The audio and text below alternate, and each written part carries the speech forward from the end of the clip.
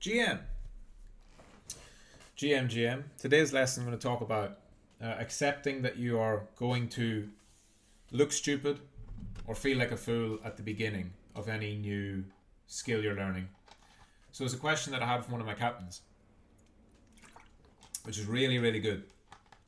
What he said was, every single time I learn something new, I make myself aware that I don't know shit, and I accept that. It then leaves me to perform at my best because I'm not wasting energy on trying to fake competence that isn't actually there. Super important. This is part of having a growth mindset. So if you're in boot camp, you'll have gone through the lessons and you'll have seen the part about growth mindset.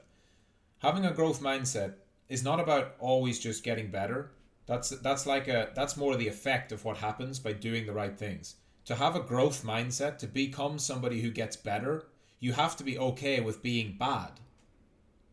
Nobody ever achieved something great by themselves. Truly by themselves. Everyone had some kind of mentor or some pool of knowledge that they drew upon. Maybe they were self-taught, but it was always off the back of other people. And so unless you're humble enough to admit that you don't know things, you're never going to take that first step to competence. This applies particularly for you guys in the chats. Please don't ever avoid asking a question because you think you're going to sound stupid. The only person that gets hurt by that is you. If you avoid asking a question because you don't want to sound dumb, you'll never learn. It's okay to put yourself out there. It's okay to ask something that other people know the answer to. You're not stupid. What you're saying is not dumb. You're not being a fool. You're just at a different stage of your learning journey than whoever's answering it. Put it this way. Most of you don't feel particularly worried about asking me a question because, the assumption is Michael knows more than me because he's the professor and that's why I'm here. And so if you ask me something and I answer it, it doesn't feel so bad. It feels all right. You learn.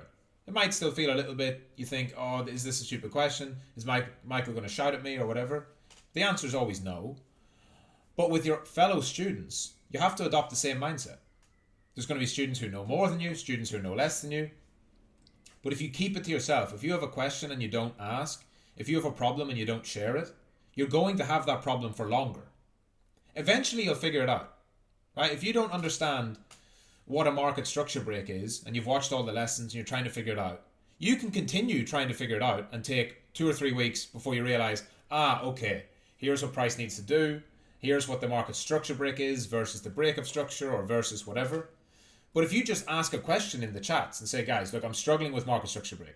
Here's what I've done. Here's the part I'm struggling with. In 5 minutes, you'll have your answer. So you're cutting down your learning curve by 2 weeks. And then you can do that over and over and over again on repeat. The best students I know are the ones who ask the most questions. There's always a direct correlation. The ones who are willing to appear like they don't know something are the ones who will learn fastest. Also, some of the most basic questions I get are from the students who ask the most questions. And what you might think is a dumb question, that might just be 1 out of the 10 questions you ask that doesn't make sense. But if everything else you're asking makes you better, then that is success. You're here, you're paying money to be here. Lean on it. Lean on the knowledge of me. Lean on the knowledge of your fellow students. Get the most out of it. Absolutely.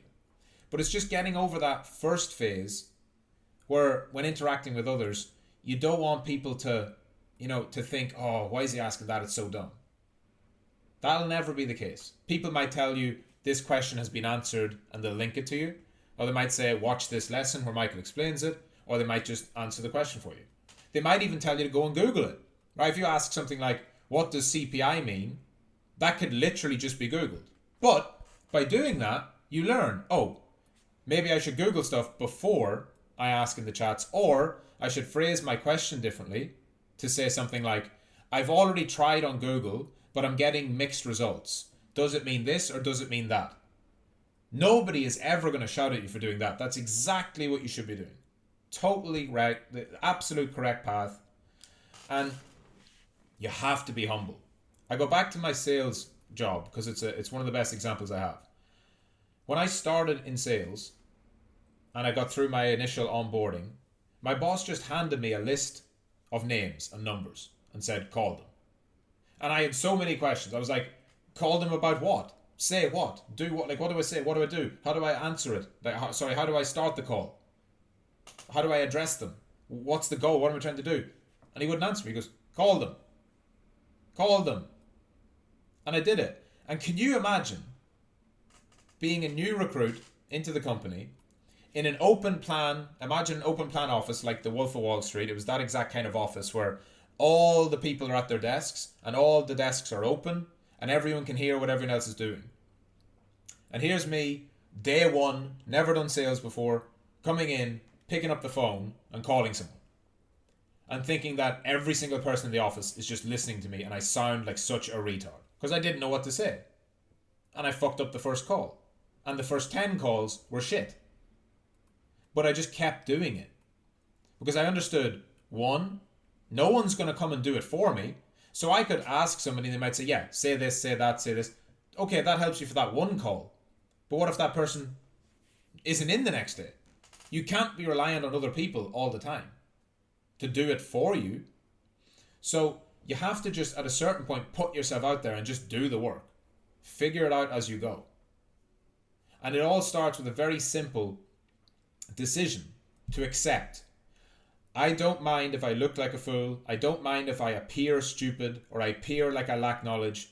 Because the sooner I do that, the sooner I gain the knowledge and the sooner I ascend to the next level. And from there, you start to build up momentum. You're like a snowball rolling downhill, getting bigger and bigger and bigger as you gather more and more information. And you'll look back after it's all done and say, thank God I did that.